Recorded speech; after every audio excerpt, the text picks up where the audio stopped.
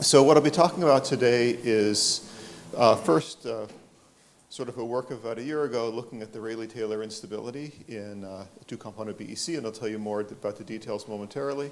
And then the second portion is going to be, right at the very end, some new data looking at the specifics of the interface on which the Rayleigh-Taylor instability forms.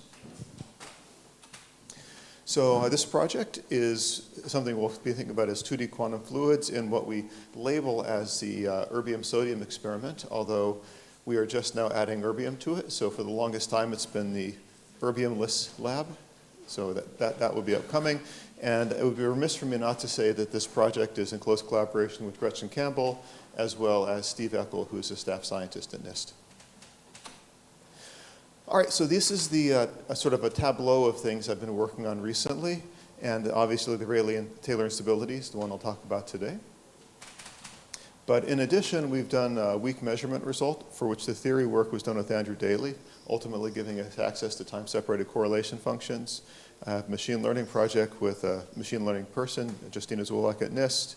We've done some recent turbulence work, imaginary gauge fields, and a more recent work in progress looking at a non-Hermitian synthetic dimension chain.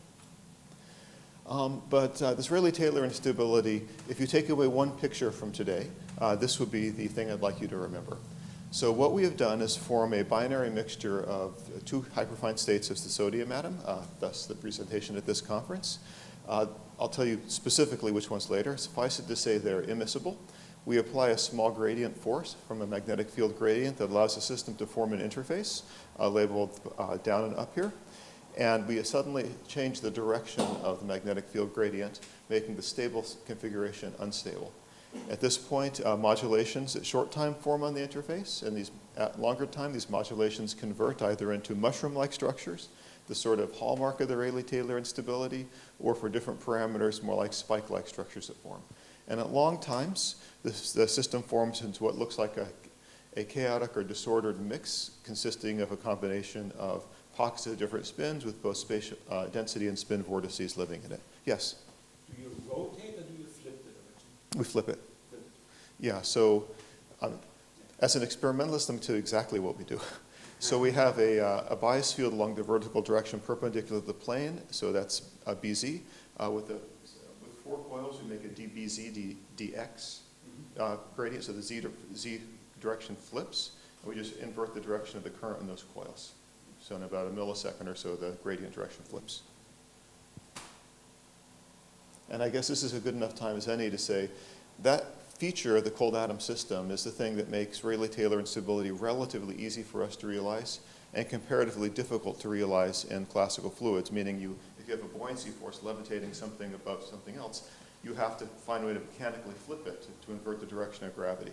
Or there are experiments where people put a thin plastic sheath between these two fluids and wick it out like you have the classic tablecloth experiment. So you have to, or they melt it with lasers. There's a bunch of ways to initiate it, but it's somewhat non-trivial. All right, so these are the heroes of the experiment. So Yanda is the lead author, and then Junheng underneath him, I would say, is the second lead author. Junheng and Ming Xu were obsessed with many years about doing fluid dynamics experiments with cold atoms. So Ming Xu did the turbulence experiment that I earlier referred to. And Junheng and Ming Xu are working on a rubidium experiment, which isn't really suitable for the Rayleigh-Taylor. And the history of this project is that for many years, Junheng wanted to do Rayleigh-Taylor and couldn't. And he convinced Yanda, who was working on the sodium experiment, to try it out. So there was a group meeting where I sort of knew they were talking. And they came and said, well, over the weekend, we did a secret project. And they showed the very first Rayleigh-Taylor instability day, which was, the interface was at a weird side angle. All kinds of stuff wasn't right, but you could already see the instability. So this started as a student-led secret project. All right. And this is what I call the rest of the management team. So Gretchen and Steve, were the sort of co-leaders with me for this project. All right. So everything about this talk is going to be about the dynamics of interfaces between different fluids. And interfaces between fluids are pretty much present everywhere.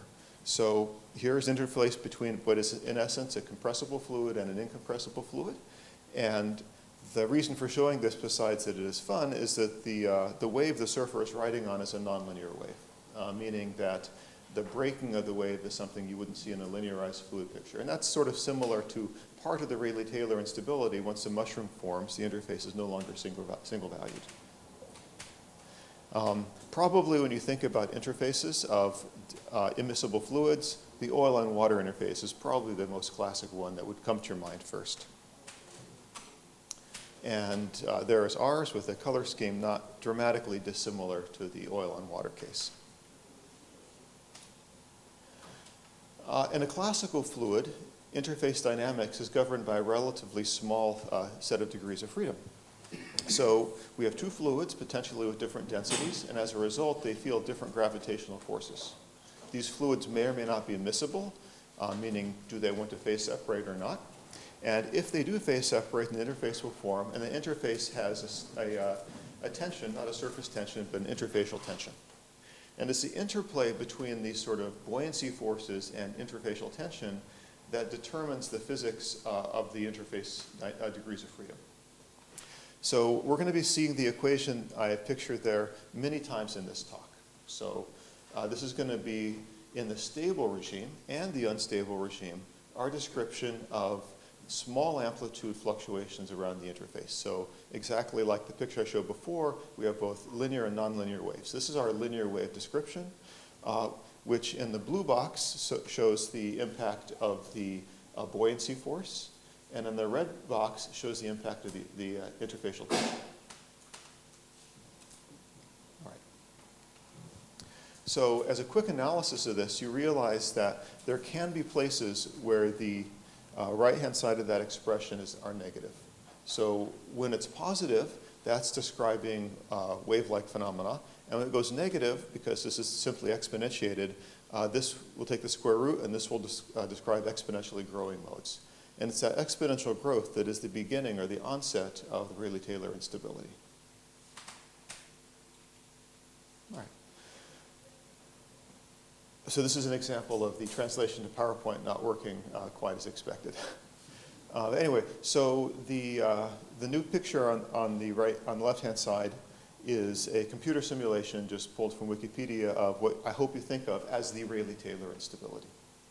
And it's a little bit more accurate to say the first panel is a Rayleigh-Taylor instability. That sinusoidal mode is exponentially growing because of the expression I showed before. However, once it becomes nonlinear, a series of additional instabilities with different names are forming. So the modulational instability you see forming on the sides of the structure is in fact the Kelvin-Helmholtz instability associated with counterflowing fluids. And the final formation in terms of sort of droplets on the last panel is the Rayleigh plateau instability that gives you droplets that form, for example, out of tap water falling from a faucet. If you think about mushroom clouds as being your signatory of the Rayleigh-Taylor instability, this picture of a volcanic eruption would again be a classic type of Rayleigh-Taylor instability. It's not a perfect interface, but you still have a hot, buoyant, in this case compressible classical fluid, pressing against a cooler, less buoyant fluid. Or the formation of structure at the beginning of a supernova explosion is also given by Rayleigh-Taylor instabilities with an acceleration-driven instability. Rayleigh-Taylor instabilities actually matter a lot, and one place they matter is in the context of inertial confinement fusion. In fact, if you look at the Rayleigh-Taylor literature in the 70s, 80s, and 90s, there's a lot looking at this. So this is meant to be a pellet that is being illuminated by some confining force, for example, lasers at the NIF, the National Ignition Facility. And as this pellet compresses, it's accelerating inwards, and the instability on the surface of that is also a Rayleigh-Taylor instability, which has the effect of transferring energy from the implosion one wants for fusion into a sort of spatial structure in motion. So fighting that instability is a key issue for achieving fusion configurations. So this is a neat case. And this is sort of a summary of references that when we put this together we thought is important. So the column labeled in the wild is meant to be Rayleigh-Taylor instabilities in settings where people think about Rayleigh-Taylor instabilities. Cold atom related is in particular primary theory work thinking about the Rayleigh-Taylor instability in cold atom experiments, primarily numerically. And because Kelvin-Helmholtz is closely related, I've also included Kelvin-Helmholtz references for experiment, looking at that instability, for which I'll be showing pictures in a little bit. All right. Having given that introduction, I'd now like to sort of dig in a little bit more and try to build some intuition about where these kind of instabilities come from. So this entire discussion is going to be about extremely cold sodium BECs. They will be well described, as we'll see, by two-component GPEs. So these Grosbeevsky equations are going to be the origins of our hydrodynamic description. They're going to look somewhat like the GPE there, which I presume most of you are familiar with. But we don't want to think about it in the sort of wave equation variant. We'd like to re-express this in terms of a density degree of freedom and a phase degree of freedom from which we're going to derive a velocity. And as is sort of well established, you can rearrange the Grosbeevsky equation into something which looks identical to conventional fluid dynamics, meaning one has an Euler equation. In addition, there is an expression representing the conservation of mass, and a third expression telling you that the velocity field is irrotational. In addition, there's a quantum pressure term, which will not be important in this talk. That's describing what happens to the wave function when it bends sufficiently quickly that its own kinetic energy matters dramatically. So that's in BEC lingo when you're on the length scale of the healing length. So here we'll be looking at length scales comparable to the spin healing length, but not this density-driven healing length. All right. So for those of you who are familiar with single-component BECs, I'd like you to notice the close parallel between the wave equation I proposed to you earlier for the fluid interface and the standard Bogoliubov wave equation. So the key thing I'd like you to observe is that both of them on the left-hand side involve omega squared, and both of them on the right-hand side involve the sum of two terms, a polynomial, which are contributing at different orders. So I have linear and cubic on the top, and I have quadratic and quartic on the bottom. Right? In one case, the lower order polynomial is given by a buoyancy force, and in the other, it's given by a chemical potential. And the key observation is that those things in both cases can be changed. In one case, by changing the force, and in the other case, by changing the interactions. So several years ago, like 20 years ago, Randy Hewlett's group in particular used a Feshbach resonance in lithium-7 to look at the type, not with this goal in particular, but to look at the impact of changing the signs of the chemical potential term and the 1D of Bogoliubov expression. And what you see in this series of images is the interaction energy becomes smaller and smaller, allowing their lithium BEC to get smaller and smaller, until they finally flip the sign of the interaction and absorb a chain of droplets. Now, in the end, that chain of droplets, they would claim as a bright soliton chain, but the dynamical instability leading to it is in fact given by the instability in this Bogoliubov expression when the sign of mu changes. So very similar to what I've proposed for the Rayleigh-Taylor, short-time dynamics would be given by this, and long-time dynamics involves nonlinearities. All right. In the past 4 or 5 years, a number of groups have started looking at and observing fluid dynamical instabilities in cold gas experiments.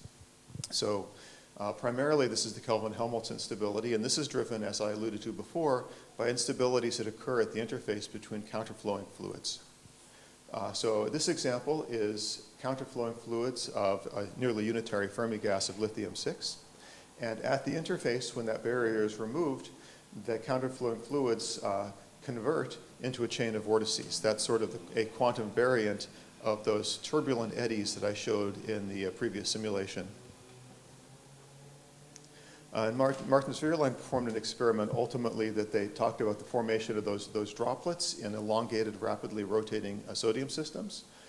But the formation of that modulational instability forming in this is also, I would say, Kelvin-Helmholtz adjacent. So it's not exactly the classic Kelvin-Helmholtz instability, but there's a sense of counterflow in that example as well.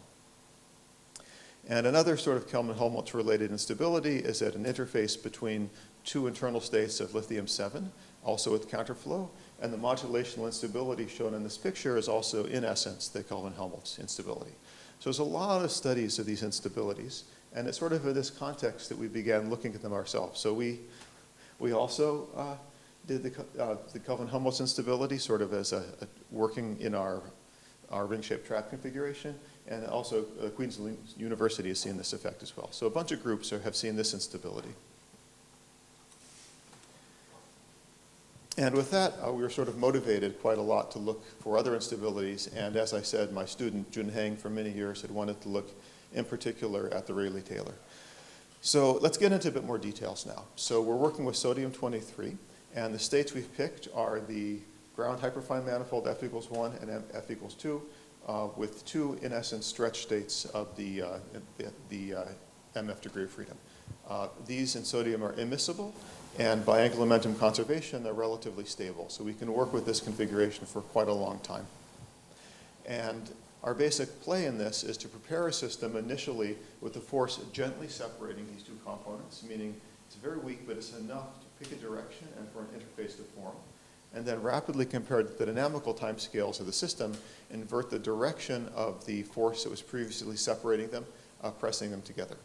So to make this abundantly clear, the origin of the force is from the Stern-Gerlach effect using a magnetic field gradient to simulate the buoyancy force.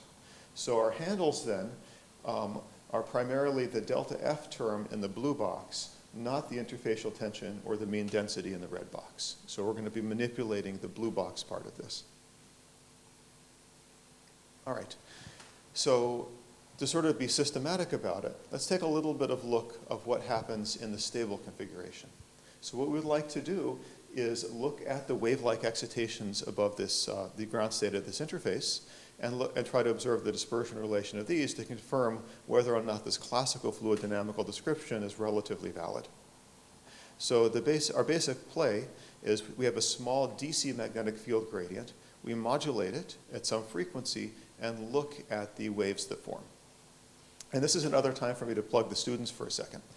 So if you think about this quantum mechanically for a moment, you're saying to yourself, I have an interface that's horizontal, and I'm going to modulate with a force that's perpendicular to that. And if you think about that, there's no overlap integral there. You can't drive that wave from that term. And indeed, when the students came to a group meeting one day, they said, Ian and Gretchen, we're going to create waves like this. And Ian said to them, that's not going to work because there's no overlap integral. And they said to me, Ian, that's really interesting, but we already did it and it worked fine. So what's happening there actually is that the interface has, in our case, has a lot of thermal fluctuations on it. So there's already structure at all those wave vectors. You just can't see it. And when you put the modulations on, it forms a region of dynamical instability at the wave vector where those waves should be. They undergo exponential growth, closely analogous to the Rayleigh-Taylor instability, and tiny fluctuations undergo a gain process to turn them into the observable macroscopic fluctuations. What that means is every time you do it, that wave you see appears with a random phase. You're really gaining up a random process. So it works fine, but it has a certain degree of randomness associated with it. I have a very naive question. Is this a 2D system or more or less 2D system, or is it actually 3D and you're projecting out a part? Or? Yeah, that's a super question. So it's the second case. It's a more or less 2D system. And what that means in particular is that I'll just pause to give a sense of scale. So the box you're looking at is about 120 micrometers on a side. And then the confinement you can't see along the in-plane direction is from a Hermite-Gauss 1-0 mode, and that provides a trapping frequency of in the neighborhood of 1 to 2 kilohertz. Our chemical potential is also in the neighborhood of 1 to 2 kilohertz. So the transverse mode has a significant contribution from interactions, but the energy scales we're looking at for these Riplon modes are vastly below what is necessary to create actual excitations. So it's more or less 2D. Okay. So given that comment that we have an unknown phase, if you take an ensemble of those interface waves I showed before and average the Fourier transform of them, or you try to fit cosines to them, you're going to get random phase numbers out, and they actually average to 0. So what we do is that we first compute the power spectrum to erase the phase information, and then look to see as a function of time how that power spectrum evolves. So each time there is a different delay time after creating the wave in the vertical direction is the power spectrum taken at that time.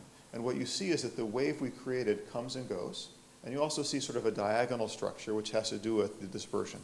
So in these data, we take the sort of mean value to find the k we created and look at the frequency that we created for that k. And then we create different Ks by changing actually the vertical axis to change the drive frequency and see what wave vector we actually created. Now there's a factor of 2 buried in here because when you square something, you double the spatial frequencies.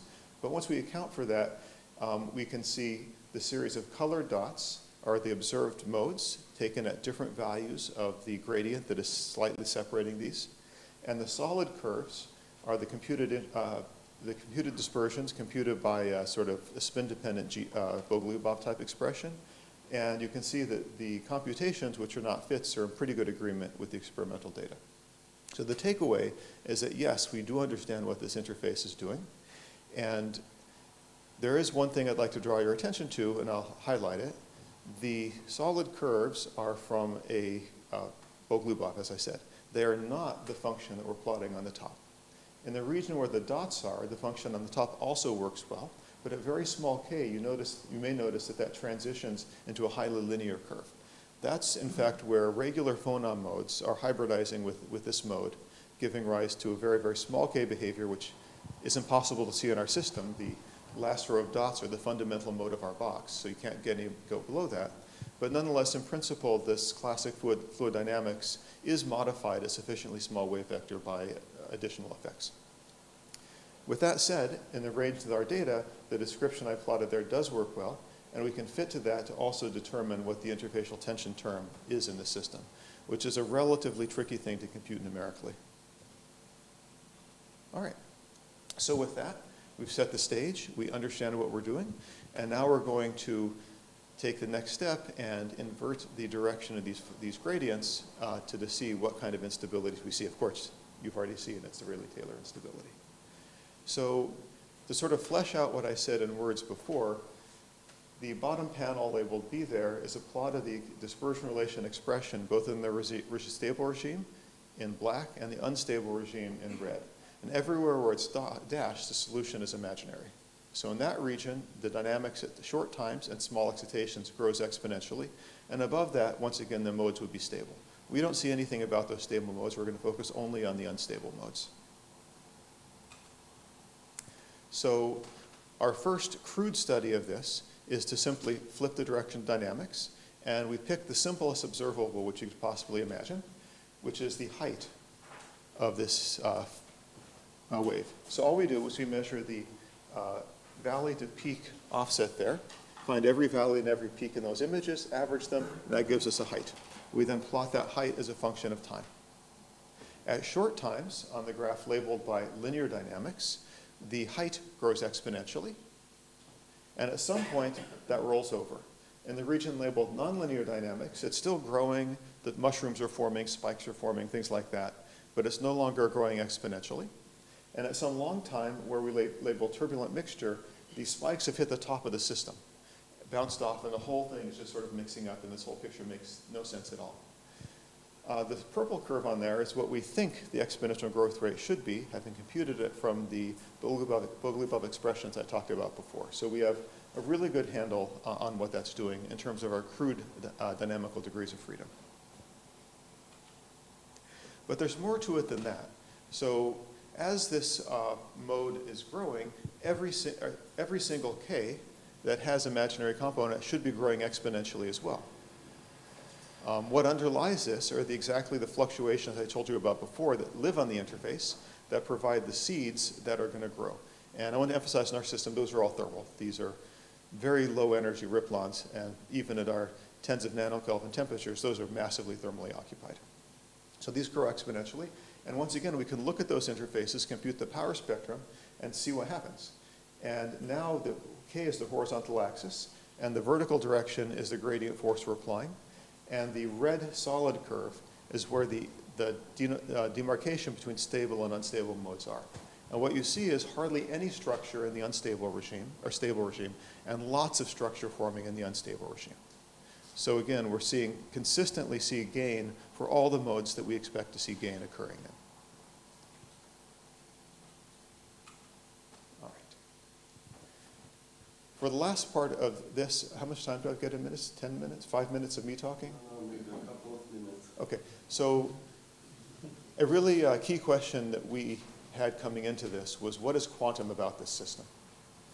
And the answer at the end of the day is actually very little. The Rayleigh-Taylor instability in the system is extremely similar to the classical Rayleigh-Taylor instability. We had some ideas that maybe the fact that you have quantized vortices in the system would make a difference, but that, while true, is very subtle. At the interface, you can have counterflowing fluids of any velocity and any vorticity. It's only within any particular component that you have the restriction that you have vortices come in units, the quanta. So actually, there's almost nothing different. What we can do, and what I'll breeze over, is interferometry to actually use the interference between the spin states at the interface to measure velocity differences. So suffice it to say that works. We can measure those velocity differences, and I'm going to skip over that in favor of showing you for the last couple of minutes what we're working on now. Yeah, very nice results. Congratulations. I was wondering whether inelastic collisions play any role at all. So whether there's any relaxation between the two spins, or Yes. atom loss or anything. Okay. Yeah, so that's a great question. The answer is basically no, and there's two reasons why there's a no to that. The first reason I sort of alluded to before, because we're looking at 2 minus 2 and 1 minus 1, any relaxation event that occurs has to have not conserved angular momentum, which is perfectly okay. There's a big energy difference that can happen by higher order non-S-wave events. Those are pretty rare, so it's not fast, so this is a stable mixture. The second but bigger reason is that they only overlap at the interface. So the opportunity for decay to happen is very small because the actual spatial places where it can happen is not big. So it's not a major effect. The biggest effect for us by far is the more rapid three-body recombination in 2 minus 2. So that limits us to experiments of only about 10 seconds, which is pretty long in this game, but and sodium 1 minus 1 will live 30 seconds to a minute in a BEC, so it's a really quite long-lived, very low three-body recombination state. So in this thermalization bit I showed at the end, that lifetime of the atoms in 2 minus 2 was the limitation for how long could we wait to see the approach to equilibrium.